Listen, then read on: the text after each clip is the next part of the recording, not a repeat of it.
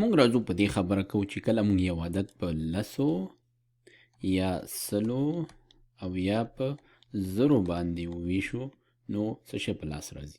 راځو مونږ یو مثال راخلو چې 230 ضرب لس دا مساوي کیږي له څه سره. ویډیو ودروئ او د دې د حل کولو کوښښ وکړئ. د دې لپاره یوه طریقه دا چې موږ دا داسې فرض کړو چې 230 څو کیږي، 230 ضرب لس 230 لسه کیږي. نو زه به راځم د دې لپاره بلته طبقې جوړوم. دا به شي د زریزو طبقه او دا به شي سلیز او دا به شي لسیز او دا به شي یویز. نو اوس که چیرې زه دا 9 ضرب لس 11 لیکل غواړم، دا 9 به زه په لسیزو کې راوړم. که چیرې زه 30 لسیزې لیکل غواړم، دا 3 به زه دلته لیکم ځکه چې 30 لسه چې دی دا 300 کېږي. همدارنګه که چیرې زه 230 لسه لیکل غواړم نو دا به زه 2 دلته زریزو کې لیکم ځکه 200 لسه چې دی نه 2000 جوړیږي. او دلته په یویزو کې موږ سره څه شی پاتې کېږي؟ یویزو کې عدد نشته نو دلته موږ یوازې یو صفر ږدو. نو 230 ضرب لس نه چې جوړ شو 2300 جوړ شول. همدارنګه موږ داسې هم ویلی شو چې کله موږ دا عدد په لسو کې ضرب کړو نو دلته موږ یو صفر ورسره په یویزو کې ورزیات کړ. او دلته نو څه کار وشو؟ اوس دا کار وشو چې زموږ دا ټولې طبقې دا یوه خانه کیڼ لاس ته وخوځېدې. نو موږ سره چې دلته په یویزو کې و هغه یوه خانه کیڼ لاس ته راغی، لسیزو ته شو. 3 موږ سره په لسیزو کې و، دا یوه خانه ښي لاس کیڼ لاس ته راغی، سلیزو ته شو. او دا په سلیزو کې و 2 دا څو ته لاړو؟ دا زریزو ته لاړو. ښه که اوس داسې وی چې موږ په بل لورې روان وی، څه معنی؟ یعنې موږ سره داسې وی چې 450 او دا موږ په لسو باندې ویشلی تقسیم لس، بیا به دا موږ ته څه په لاس راته. نو کله چې په لسو ضربول یو عدد کې څه تغییر راولي، طبقې کیڼ لاس ته خوځوي، نو په لسو باندې ویشل به د یو عدد طبقې ښي لاس ته یوه خانه حرکت ورته ورکوي. نو دلته موږ سره په سلیزو کې 4 دي، په لسیزو کې 5 دي او په یویزو کې سم نشته. نو دا به مساوي شي، دا به یوه خانه دې خوا لاړ شي، دې نه به لسیز جوړ شي.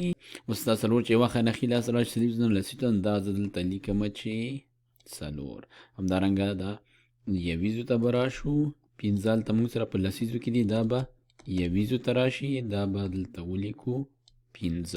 دلته په یویزو کې عدد نشته، خو که چیرې عدد وی دلته بیا موږ اشاریې ته تلو چې هغه اوس د دې ویډیو موضوع نه ده.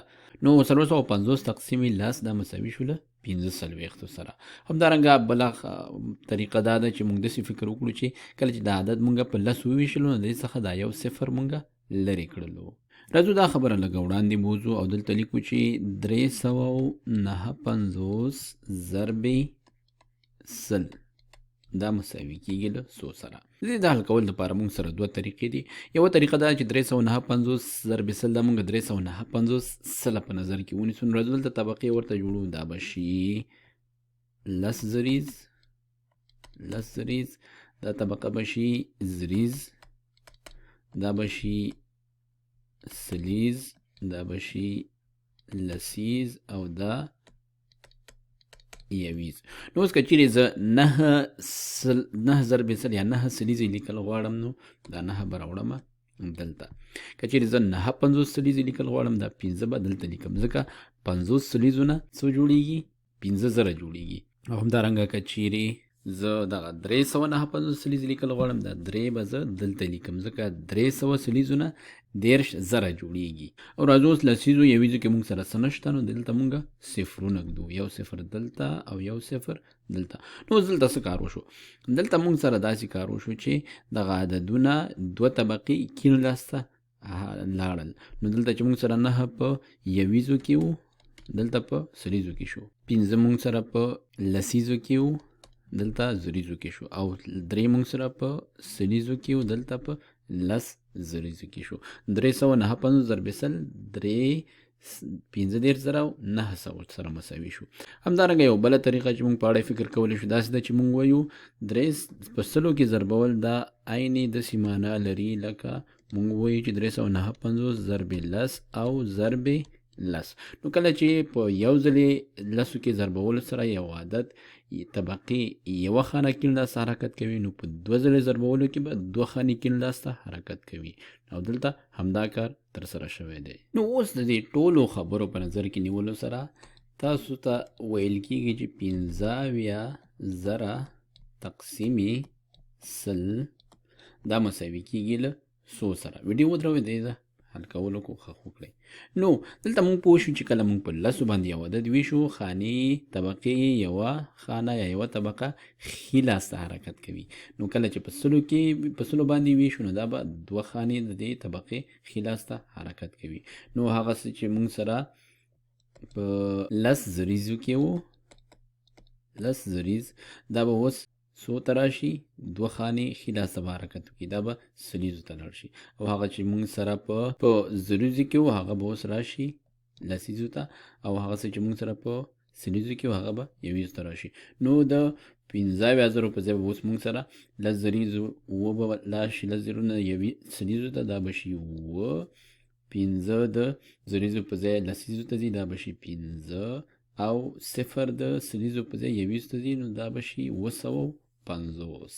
او یوه بله خبره چې موږ په اړه فکر کولی شو هغه دا چې کله موږ عدد په سلو باندې ویشو او عدد سره د صفرونه وي، نو موږ دغه دوه صفرونه ترېنه لرې کوو. خو تاسو باید په دې پوه شئ چې دا صفرونه موږ ولې لرې کړل. ښه، اوس چې موږ دغه مخکینۍ خبرې وکړې او یو نمونه مو په ذهن کې کېناستله، اوس که چیرې موږ ته یو څوک په مخه راشي او موږ ته ووایي چې 140 ضرب 1000 دا مساوي کېږي څو سره؟